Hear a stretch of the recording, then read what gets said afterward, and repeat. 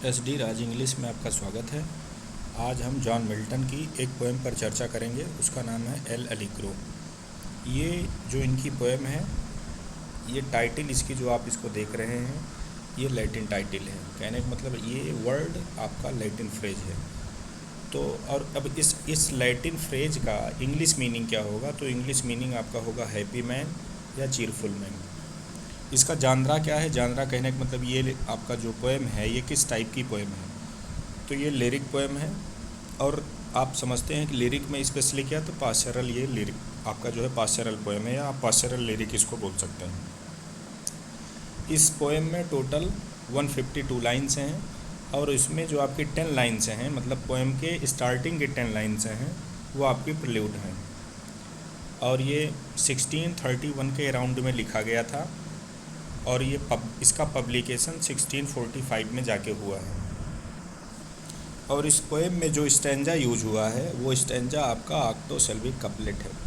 कहने का मतलब ये कपलेट है। कैसा कपलेट है? तो उसमें ऑक्टोसिल्बिक कपलेट है। ऑक्टोसिल्बिक कपलेट का कहने का मतलब कि इसमें 8 सिलेबल आपके जो है हैं। अब चर्चा करते हैं कि इस पोएम में है क्या। पोएम आपकी जो है एक आइडल है। जैसा कि आपको बताया गया कि पास्चरल है, तो पास्चरल में क्या होता है कि पास्चर का जो है जिक्र किया जाता है। पास्चर कहने का मतलब पास्चर लैंड होगा, सेफर्ड होंगे, इन सब चीज़ों का जिक्र होता है। और अगर जो पास्चर का आप आइडलाइज्ड लाइफ के बारे में जिक्र करते हैं तो उसी चीज़ को आइडल भी बोला जाता है। तो ये पोएम इसमें आइडलाइज्ड लाइफ का इनके वर्णन है, मतलब सेफर्ड के आइडलाइज्ड लाइफ का वर्णन है, इसलिए ये पोएम आइडल जानरा के अंतर्गत भी आपकी आती है। तो यहाँ पे इस पोएम में बताया क्या गया है, मिल्टन इसमें बोलते हैं कि जो गॉडेस ऑफ मर्थ हैं, गॉडेस ऑफ मर्थ का इन्होंने जो है उनसे आग्रह किया है या उनसे आप कह सकते हैं रिक्वेस्ट किया है कि आप हमको अपनी कंपनी में शामिल करिए। इस पोएम में इन्होंने जो गॉडेस ऑफ मर्थ हैं, यूफ्रोसिन, इनसे रिक्वेस्ट करता है कि आप अपनी कंपनी में हमको शामिल करिए, जिससे हमको भी जो है हमारे जो जीवन में आनंद की अनुभूति हो या मुझे आनंद की जो है सिचुएशन मुझे भी जो है फील हो। अच्छा, अब इसमें जो है जो इसकी डेट के बारे में चर्चा की गई है। ऊपर अभी हमने आपको डेट बताया था। डेट, ये जो डेट रिटन डेट है आपकी, ये रिटन डेट फिक्स नहीं है, ये रिटन डेट आपकी अनुमानित है। इसीलिए आप देख रहे हैं इसके पहले क्वेश्चन मार्क है। अच्छा, अनुमानित क्यों है? मतलब 1631 ही इसको माना गया, क्यों दूसरा नहीं माना गया? तो 1631 के अराउंड में लगभग इनकी वो कविताएं मानी जाती हैं कि इनकी कुछ पोएम्स हैं ट्रिनिटी कॉलेज की। तो ट्रिनिटी कॉलेज की जो उसकी जो मैन्युस्क्रिप्ट हैं, उनमें जिन कविताओं का जो है जिक्र हुआ है या वो जो मिलती हैं, तो उनको 1631 के अराउंड में मानते हैं। तो और अच्छा, इस पोएम को पढ़ने के बाद से आपको ये पता चलता है कि ये कैम्ब्रिज छोड़ने के बाद, कहने का मतलब जब इन्होंने कैम्ब्रिज स्कूल छोड़ा था उसके लगभग बाद का ही पोएम पढ़ने के बाद आपको एक एटमॉस्फेयर जो यहाँ पे क्रिएट किया गया है, वो लगता है कि कैम्ब्रिज छोड़ने के बाद ही उन्होंने जस्ट उसके इस पोएम का क्रिएशन किया होगा। तो एक अनुमानित आपका जो है 1631 इसको माना जाता है।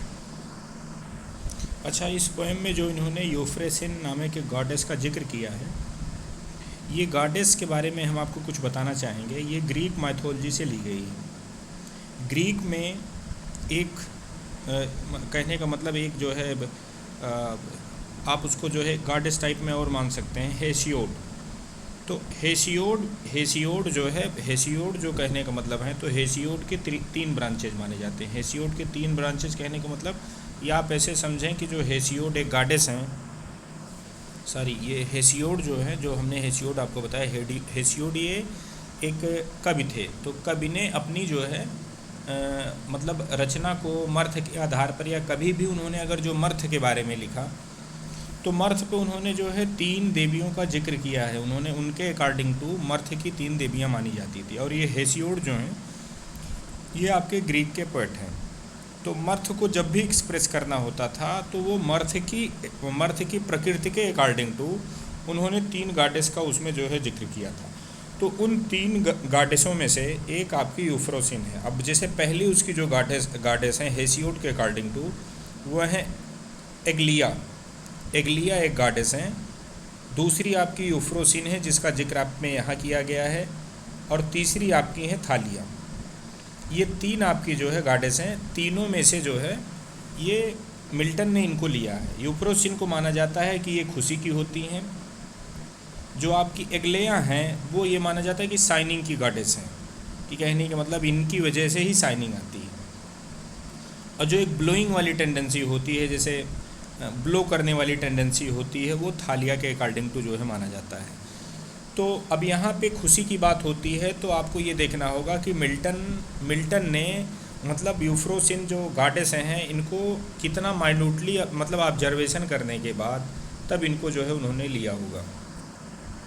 और ये जो पोएम उन्होंने लिखी है उसी क्लासिकल मॉडल पे लिखी है। क्लासिकल मॉडल का मतलब क्या है कि स्टार्टिंग में आप किसी गॉडेस को आप उसको जो है बुलाते हैं, तो इन्होंने भी यूफ्रोसिन गॉडेस को जो है इन्वोक किया है। फिर उसके बाद जो है उनसे रिक्वेस्ट किया है कि आप अपनी जो है खुशी के जो आपकी एक्टिविटीज़ है उस एक्टिविटीज़ में आप हमको भी अपनी चीज़ों में जो है शामिल करें। और पोएम के लास्ट में उन्होंने जो है जो गॉडेस ऑफ मर्थ हैं इनसे इन्होंने जो है ये अनुरोध भी किया है या इन्होंने रिक्वेस्ट भी किया है कि आप में वो कैपेसिटी है कि आप जो है हमको सुख में डुबा सकती हैं। कहने का मतलब सुख आप हमको बहुत ज़्यादा दे सकती हैं। तो आप अपनी जो है शक्तियों का प्रयोग करते हुए या आप अपनी इन चीज़ों का प्रयोग करते हुए हमको फुल एंजॉय दें। कहने का मतलब कि हम में वो खुशी का जो भी एक्टिविटीज़ है आप उसमें जो है हमको इन्वॉल्व होने दें। तो ये इस टाइप से जो है ये अपनी कविता का जो है अंत करते हैं। अब इसमें कुछ ऑब्जेक्टिव क्वेश्चन इनसे बनते हैं। अब जैसे एग्ज़ाम के दृष्टिकोण से ही आप इसको पढ़ रहे हैं तो एग्ज़ाम के दृष्टिकोण से यहाँ कौन कौन से आपके टेक्स्ट से महत्वपूर्ण क्वेश्चन बन सकते हैं, तो उन कुछ क्वेश्चंस को हमने यहाँ पे शामिल किया है। अब 1 बाय 1 उसका जो है एक्सप्लेनेशन हम दे रहे हैं। अभी आपका पहला क्वेश्चन है, whom does the speaker choose as his guide in L Allegro. L'Allegro में जो स्पीकर है बोलने वाला है किसको अपने गाइड के रूप में जो है वो एक्सेप्ट करता है। तो इसका राइट आंसर है आपका लिबर्टी। ये लिबर्टी को जो है अपने गाइड के रूप में एक्सेप्ट करता है। अब यहाँ नेक्स्ट क्वेश्चन है आपका, who does the speaker reject at the beginning of the L Allegro. L Allegro के स्टार्टिंग में किस चीज़ को वो रिजेक्ट करता है।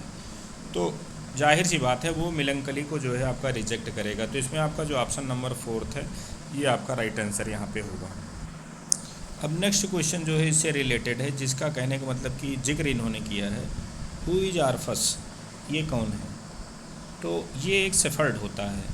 तो सेफर्ड जो होता है ग्रीक माइथोलॉजी के अकॉर्डिंग टू, तो ये अपनी वाइफ को जो है अंडरवुड से लीड करने का काम करता है। तो इस हिसाब से ये आपका जो है 4th ऑप्शन यहाँ पे करेक्ट होगा। अब नेक्स्ट क्वेश्चन आपका है, what does the speaker argue in L'Allegro. L'Allegro में जो स्पीकर है किस चीज़ के बारे में आर्ग्यू करता है। तो इसमें टोटल जो आर्ग्यू होता है वो टोटल आर्ग्यू आपका जो है जॉय के लिए होता है। तो इसमें जो आपका पहला ऑप्शन है यही इसका जो है राइट आंसर होगा। The best life is the life full of Joy.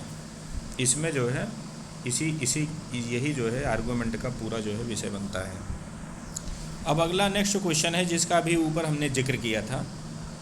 तो ये है, when did the Milton right L Allegro. तो एल एलिग्रो ये इन्होंने जो है कैम्ब्रिज छोड़ने के जस्ट दौरान ही ये अनुमान लगाया जाता है कि उसके बाद ही इन्होंने इसकी क्रिएशन की है।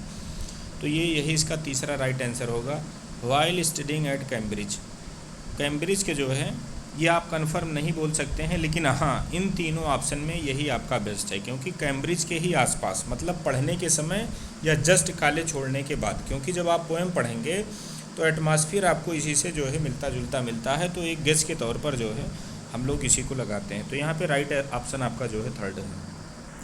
अब यहाँ पे एक प्ले राइट का जो है मिल्टन ने अपनी इस पोएम में जिक्र किया है। Which play right does Milton reference in L Allegro. किसका रेफरेंस देता है। तो आपके ये हैं विलियम शेक्सपियर का जो है इन्होंने रेफरेंस अपनी पोएम में दिया है। तो इसका राइट आंसर आपका जो है विलियम शेक्सपियर होंगे 4th वाला। अब ये नेक्स्ट क्वेश्चन आपका जो है कॉन्सेप्ट के बेस पे। कॉन्सेप्ट के बेस पे क्या है, does the speaker in L Allegro win the debate. क्या जो डिबेट होती रहती है वहाँ पे या जो चर्चा होती रहती है, क्या वो उसमें जो है ये अपने मंसूबों को कामयाब करवा ले जाने में, या जो गॉडेस ऑफ मर्थ से ये जो बोलता है कि आप हम अपने जो है एक्टिविटीज़ में हमको शामिल करवाएं या हमको भी खुश होने का अवसर प्रदान करें, क्या ये इसमें इसको इस डिबेट में इसको सफलता मिलती है? तो ये डिबेट में लास्ट तक जब आप पोएम पढ़ेंगे तो इसमें सफल या असफल होने की ऐसी कोई बात नहीं होती है। तो इसका राइट आंसर है इट्स अनक्लियर। ये डिबेट आपकी अनक्लियर रह जाती है। ये कॉन्सेप्चुअल क्वेश्चन है आपका। अब एक नेक्स्ट क्वेश्चन अगला और आता है, how does L Allegro and? L Allegro आपकी कैसे एंड होती है? तो ये एंड जो है ये थिएटर की जो है थिएटर को एंजॉय करते हुए या उसकी एंडिंग को दिखाते हुए जो है जिक्र करते हुए मार्लो ओर्लो का, तो फिर उसमें जो है आपका ये ख़त्म करते हैं। तो इसका राइट आंसर यही है, with the speaker enjoying the theatre. ये आपका जो है फोर्थ ऑप्शन यहीं पे राइट आंसर है इसका। नेक्स्ट क्वेश्चन है, हु इज़ फेरी मैप? तो इसमें जो है इसके बारे में ये माना जाता है कि एक फेरी क्वीन होती है जो मिस्चीफ के लिए जो है जानी जाती है। तो इसका राइट आंसर यही है, फेरी क्वीन नोन फॉर मिस्चीफ। ये आपका जो है इसका राइट आंसर ये थर्ड वाला आपका होगा। एक नेक्स्ट क्वेश्चन है, ये थोड़ा कॉन्सेप्ट बेस पर है, during the renaissance people associated melancholy with. तो इसमें जो है ये आपका जो है एन आर्टिस्टिक टेम्परामेंट, इससे ये जो है आपका एसोसिएट इसको किया जाता है, एन आर्टिस्टिक टेम्परामेंट। ये इस क्वेश्चन में जो ये फोर्थ वाला आपका ये इसका राइट आंसर बनेगा। अब ये नेक्स्ट क्वेश्चन बड़ा आसान सा है, what is the name of companion poem L Allegro? तो ये आपका है आई एल पिनसिरिसो। ये इसका जो है कंपेनियन पोएम माना जाता है। इसका जो है सिस्टर पोएम भी इसको बोलते हैं, ट्वाइन पास्टोरल के नाम से भी इसको जानते हैं। तो ये इसके इतने सिनोनिम्स हैं। अब नेक्स्ट क्वेश्चन आपसे पूछा जा रहा है, how does L Allegro begin? L Allegro कैसे स्टार्ट होती है? तो जाहिर सी बात है मेलंकली को रिजेक्ट करता है, तो इसमें जो है यही, with the speaker rejecting melancholy. ये आपका इसका राइट आंसर ये होगा। अब एक इसमें नेक्स्ट क्वेश्चन आपका आ रहा है, इसका जिक्र आपका ऊपर हो चुका है कि which character from Greek mythology does the speaker allude to in L'Allegro? L'Allegro में ग्रीक माइथोलॉजी के अकॉर्डिंग टू कौन से जो है कैरेक्टर का जिक्र किया गया है? तो भी ऊपर आपने एक जो है सेफर्ड का जिक्र सुना था, तो वही सेफर्ड है आर्फस। ये जो है इसी का जिक्र यहाँ पे जो है होता है, ग्रीक माइथोलॉजी के जो है संबंधित आपका यही है। अब इस नेक्स्ट क्वेश्चन में इसका जानर पूछा गया है कि एल एलिग्रो का जानर क्या है? तो इसमें जानर यही आपका है, क्लासिकल हिम। क्लासिकल हिम जो है ये है भाई। फ्री वर्स तो ये तो मीटर है, ये होगा नहीं, एपिक पोएट्री है नहीं, हिस्ट्री प्ले है नहीं, क्लासिकल हिम यही है। इसमें क्लासिकल जो है पैटर्न पे ये हिम, मतलब ये हिम उसको बोलते हैं जब आप किसी गॉड या गॉडेस के लिए उसकी स्तुति में या उसकी प्रशंसा में आप चीज़ें लिखते हैं, तो वो आपकी हिम होती है, एक टाइप से ये भजन होता है। तो वही चीज़ है ये। नेक्स्ट क्वेश्चन आपसे पूछा जा रहा है, the shepherd that appears in L Allegro draw from which tradition? जो इसमें आपको एक शेफर्ड दिखाया गया है पोएम में, वो किस ट्रेडिशन को फॉलो करता है? तो जाहिर सी बात है, अगर जो आप शेफर्ड को कहीं दिखाते हैं तो पास्चरल उसको होना है, पास्चरल होना है, आइडल होना है। तो इसमें देखो ऑप्शन में आपका यही है, पास्चरल पोएट्री। तो इसका राइट आंसर आपका यही होना है। क्वेश्चन बड़ा ही आसान है। अब नेक्स्ट क्वेश्चन इसमें है, which bird sings in L Allegro?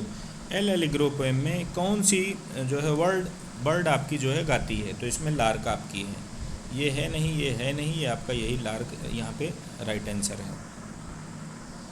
अब नेक्स्ट क्वेश्चन है आपका, इसमें एक इमेज के बारे में पूछा गया है, which image appears in L'Allegro? L Allegro जो आपकी पोएम है, इसमें किस जो है इमेज का जो है अपीयरेंस आपको मिलता है? तो ये आपकी टावर है। ये राइट आंसर आपका ये यहाँ पे टावर है, इसी की इमेज आपको मिलती है। अब ये नेक्स्ट क्वेश्चन आपका है, how many lines is the plot to L'Allegro? इस पोएम की जो है प्लूट कितने लाइन्स की है? तो ये 10 लाइन्स की है। स्टार्टिंग में हमने आपको बताया भी था, वही ऑब्जेक्टिव क्वेश्चन में याद करवाने के लिए यहाँ हमने आपको डाला भी है। अब नेक्स्ट क्वेश्चन आपसे पूछा जा रहा है, the majority of L'Allegro is written in? L'Allegro में जो ज़्यादातर जो है किस विधा में इसको लिखा गया है? तो इसका राइट आंसर है आपका कपलेट्स। स्टार्टिंग में ही आपको बताया गया था कि ये पोएम आपकी ऑक्टोसिलेबिक कपलेट में लिखी गई है। तो उसी को दोबारा रिकॉल करवाने के लिए यहाँ पे जो है ये क्वेश्चन आपको डाला गया है। ये आपको जो है वीडियो अच्छी लगी होगी तो चैनल को आप सब्सक्राइब कर लीजिएगा, और अगर जो आपको और भी जिन टॉपिक्स पे वीडियो चाहिए आप कमेंट सेक्शन में मेंशन कर सकते हैं, और नेक्स्ट जो है वीडियो आपकी चॉइस के अकॉर्डिंग टू मिलेगी। थैंक्स।